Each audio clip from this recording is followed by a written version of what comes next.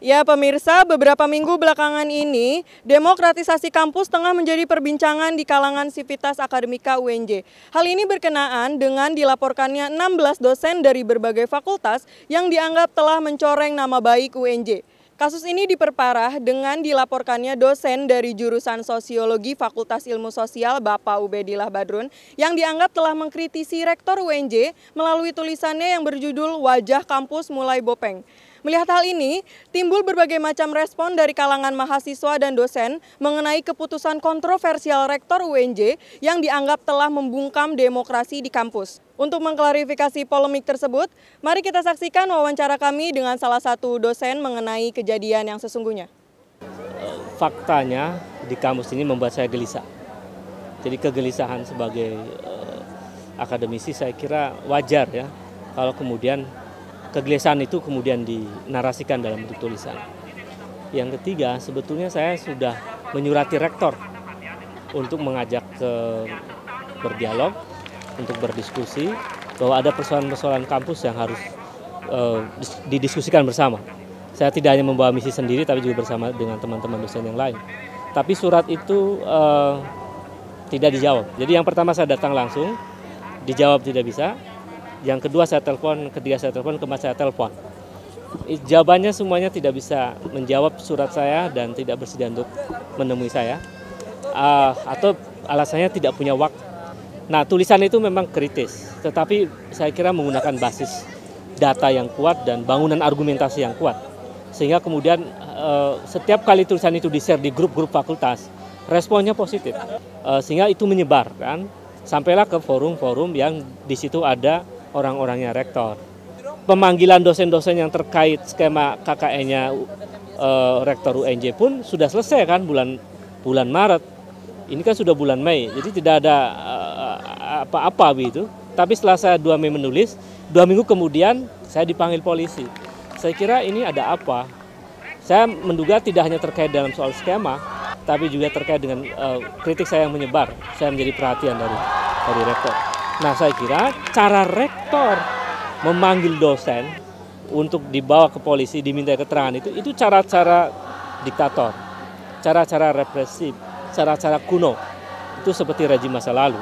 Ini era modern, ini bahkan era-era gadget, di mana ruang public spare itu harus dirawat, ruang publik harus dibuka, dan ruang dialog harus ditumbuhkan di kampus.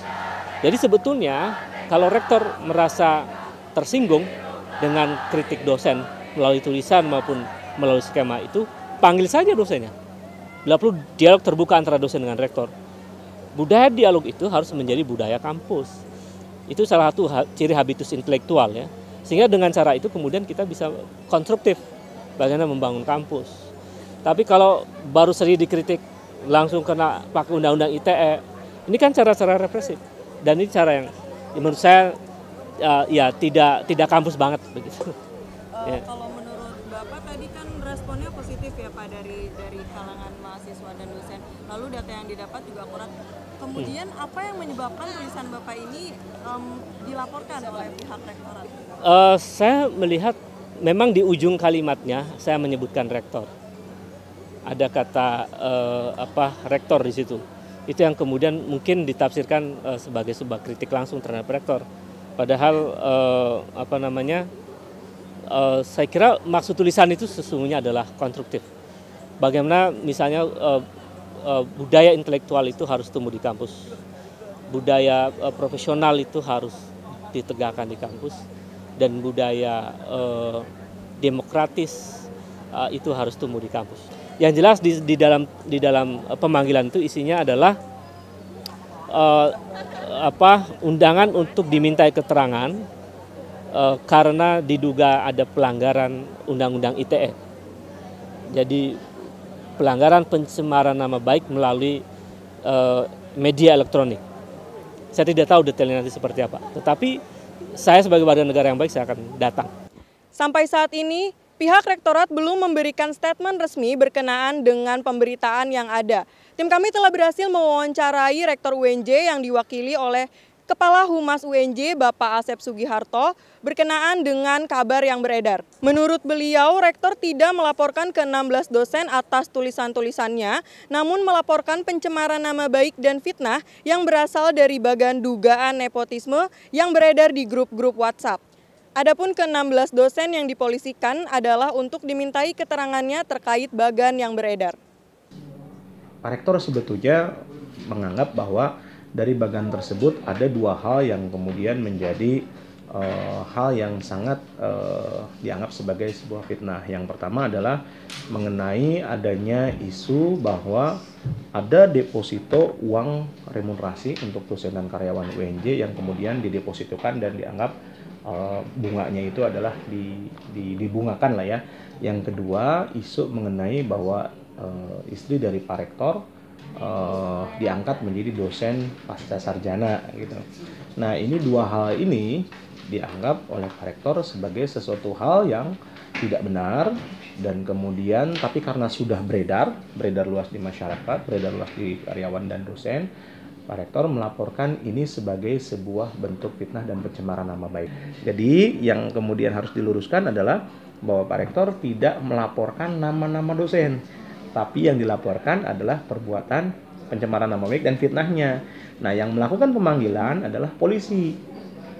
Yang dipanggil adalah orang-orang yang berada di grup WhatsApp atau di media sosial yang kemudian melakukan pengunggahan atau penyebaran skema tersebut. Tujuannya cuma satu, untuk mencari kebenaran. Nah, saya sih kurang tahu, tapi terakhir yang saya tahu dari Pobet masih di kasus yang sama. Yang bagan yang itu. Bahkan kalau pemanggilannya yang tulisannya Pobet malah saya nggak tahu. Yang memanggil itu, yang melaporkan itu sebetulnya bukan Pak Rektor, tapi pengacara UNJ, Bapak Hilmar Hasibuan MH. Jadi pengacara UNJ yang melaporkan bahwa itu merupakan sebuah fitnah gitu. Kita sedang berupaya untuk menjadikan UNJ ini menjadi lebih baik.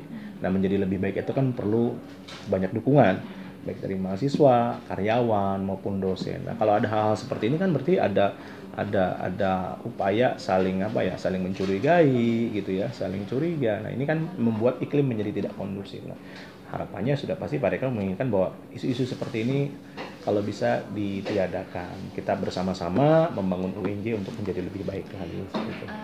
Pemberitaan yang marak di sosial media membuat masyarakat UNJ merespon dengan cara yang beragam, meskipun tidak sedikit di antaranya yang memilih untuk diam. Salah satu gerakan yang muncul berasal dari kalangan mahasiswa yang menamai diri mereka sebagai Forum Militan Independen.